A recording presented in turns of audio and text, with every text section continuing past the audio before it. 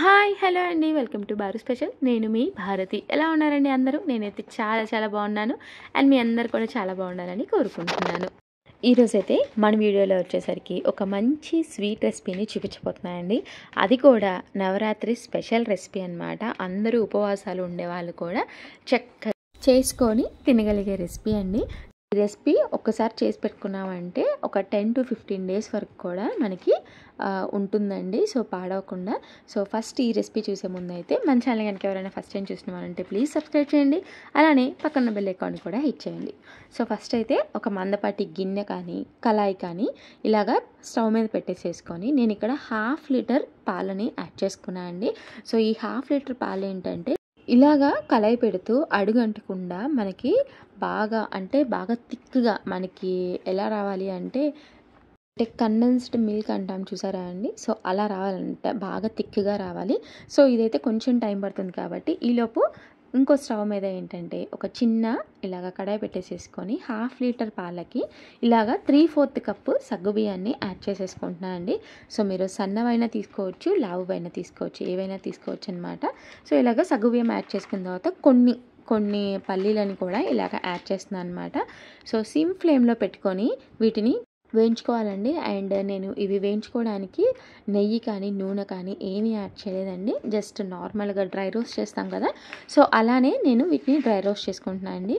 So వీటిని ఏంటంటే మనకి సగ్గుబియ్యం ఏంటంటే చాలా లైట్ బ్రౌన్ కలర్లో వస్తాయి అన్నమాట.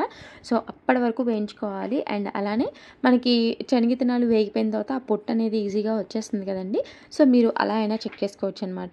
సో ఇవి ఒక పొయ్యి మీద మనం ఇలాగా డ్రై రోస్ట్ చేసేసుకుంటూ అండ్ సైడ్ బై సైడ్ మనం ఈ పాలను కూడా చక్కగా థిక్గా అయిపోయే వరకు ఇలా కలుపుతూ ఉండాలండి. ఎందుకంటే పాలు కనుక ఇలాగ కలుపుతూ ఉండకపోతే ఏంటంటే కొంచెం అడుగంటిపోయే అవకాశం ఉంది. లేదంటే మీరు హై ఫ్లేమ్లో పెట్టుకుని దగ్గరగా ఉండి కలుపుకుంటే కూడా చాలా త్వరగా అయిపోతుంది అనమాట.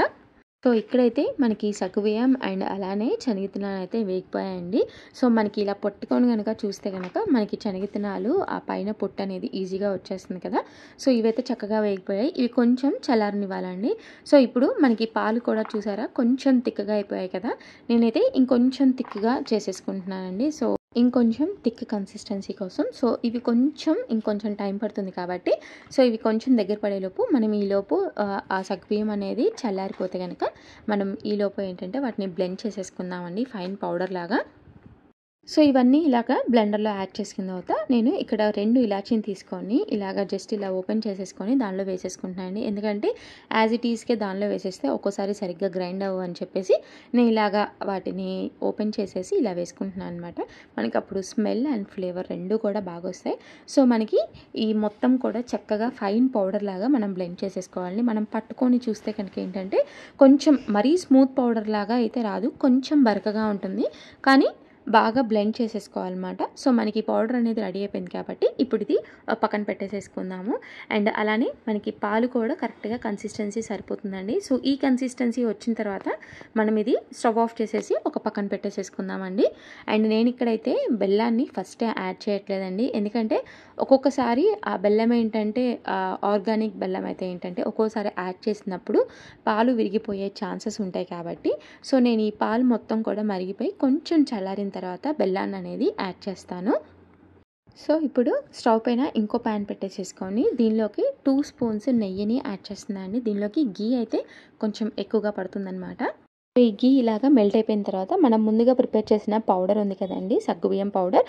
సో దాన్ని ఇందులోకి యాడ్ చేసేసుకొని మొత్తం కూడా ఇలాగా కలుపుకుంటూ ఉండాలండి. అండ్ అదేంటంటే కొంచెం పొడి పొడిగా వచ్చే వరకు కూడా మనం ఇలాగ కలుపుతూ ఉండాలన్నమాట. అలానే కొంచెం షేడ్ కూడా చేంజ్ అవుతుందండి. మనకి నెయ్యిలో ఏంటంటే అది వేగేటప్పుడు ఒక మంచి స్మెల్ అండ్ అలానే మీకు బాగా వేగిన తర్వాత ఇలాగ కొంచెం బ్రౌనిష్ షేడ్లో కూడా వస్తుందన్నమాట.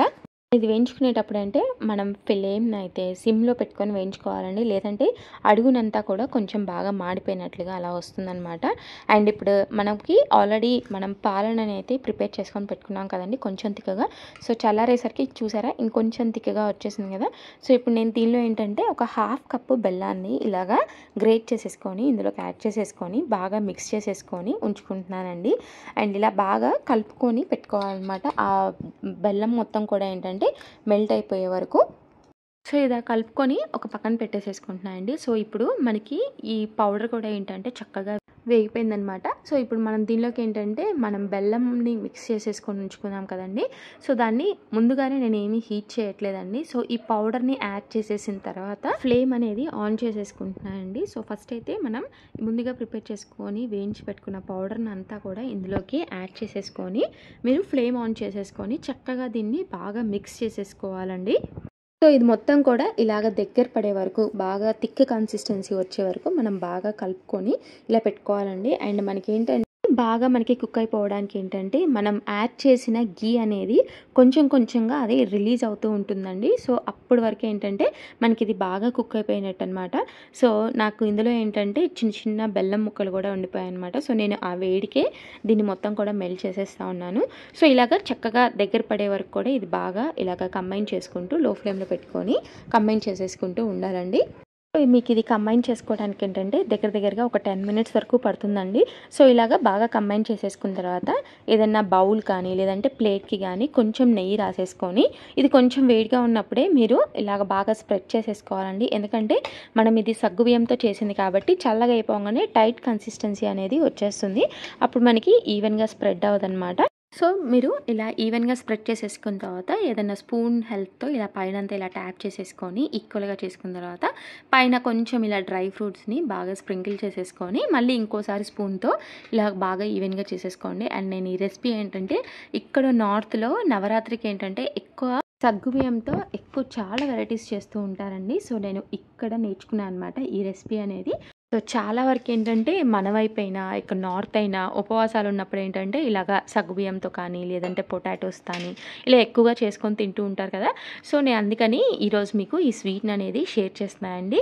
సో ఇలాగ చక్కగా స్ప్రెడ్ చేసేసుకున్న తర్వాత మనకి కొంచెం చల్లగా అయిపోయిన తర్వాత ఏంటంటే పీసెస్గా కట్ చేసేసుకొని మనం సర్వ్ చేసేసుకోవచ్చు అనమాట. సో ఈ స్వీట్ రెసిపీని ఈ నవరాత్రుల్లో ఉపవాసాలు ఉన్న వాళ్ళందరూ చక్కగా తీసేసుకోవచ్చు. అండ్ అలానే టేస్ట్ అయితే చాలా బాగుందండి. సో మీకు కనుక ఈ రెసిపీ నచ్చితే ఖచ్చితంగా లైక్ చేసి మీ ఫ్రెండ్స్ అండ్ రిలేటివ్స్కి కూడా తప్పకుండా షేర్ చేయండి. అలానే మన ఛానల్ని కనుక ఎవరైనా ఫస్ట్ టైం చూస్తున్నారంటే ప్లీజ్ సబ్స్క్రైబ్ చేయడం మాత్రం మర్చిపోకండి. Thank you for watching and once again happy Navratri.